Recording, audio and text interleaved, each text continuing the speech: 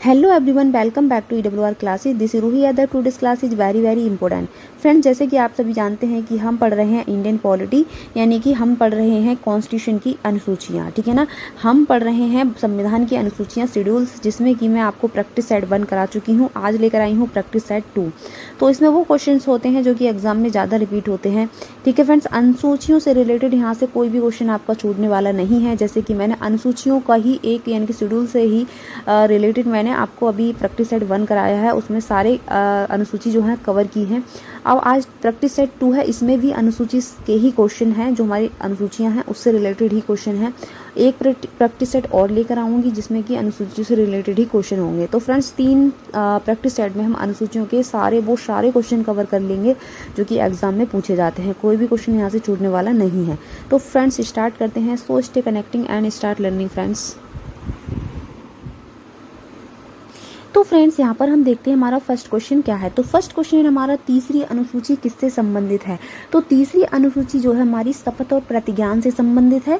किससे? शपथ और प्रतिज्ञान से संबंधित है। देखिए, जो तीसरी अनुसूची है उसमें होता क्या है, जो हमारे राष्ट्रपति हैं, उपराष्ट्रपति हैं, मंत्री हैं, सांसद हैं, विधायक और जितने भी जो न्यायाधीश है, इन सभी का शपथ का प्रारूप इस अनुसूची में दिया गया है। तो इसमें जब ये लोग पद संभालते हैं तो इन्हें एक शपथ लेनी होती है, ठीक है ना, जिसके अनुसार ये क्या करते हैं।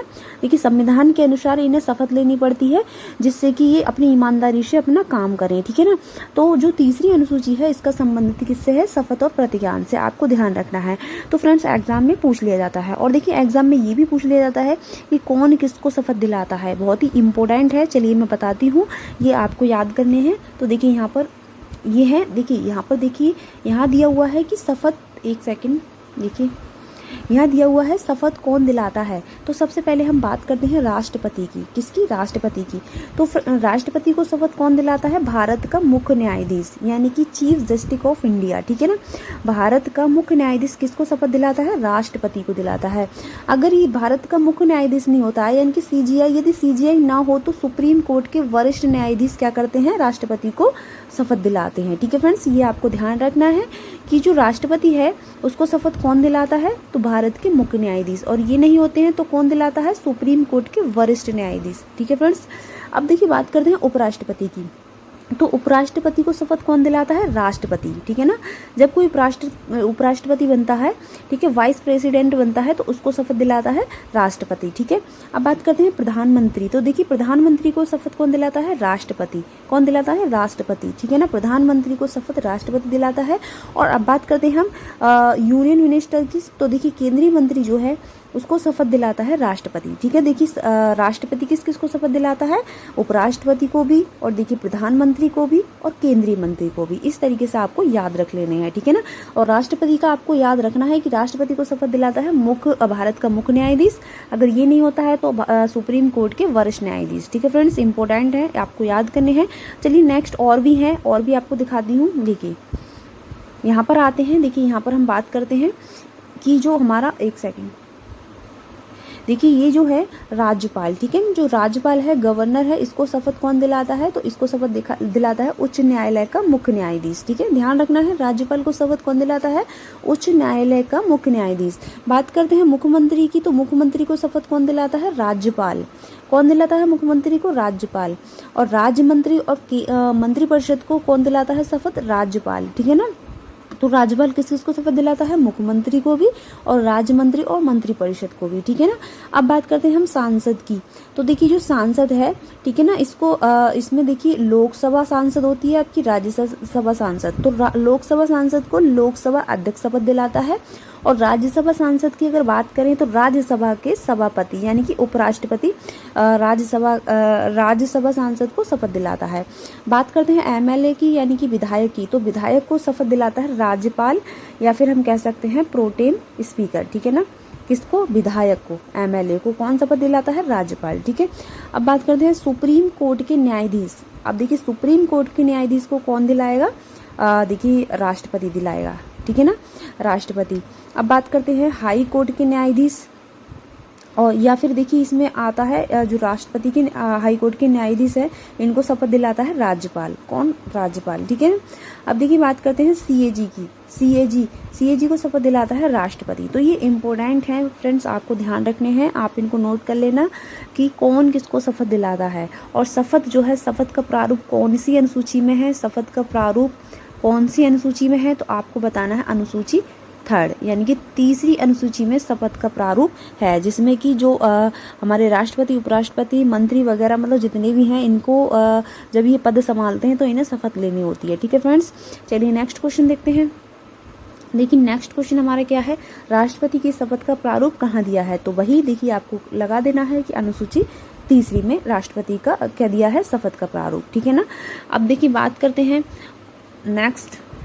देखिए यहाँ पर हमारे सांसदों और विधायकों की शपथ की किस अनुसूची में है, तो वही देखिए इसमें भी शपथ की बात हो रही है। जहाँ आपको शपथ दिखाई दे वहाँ अनुसूची 3 में आपको राइट करना है। ठीक है ना।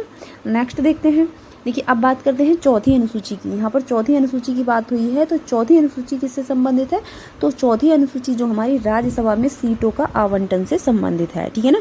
देखिए अनुसूची जो 4 है, इसमें ये बताया गया है कि किस राज्य का राज्यसभा में कितनी सीटें मिली हैं, किस राज्य को राज्यसभा में कितनी सीटें मिली हैं, राज्यों की जनसंख्या के आधार पर सीटों का विवरण किया जाता है। ठीक है ना।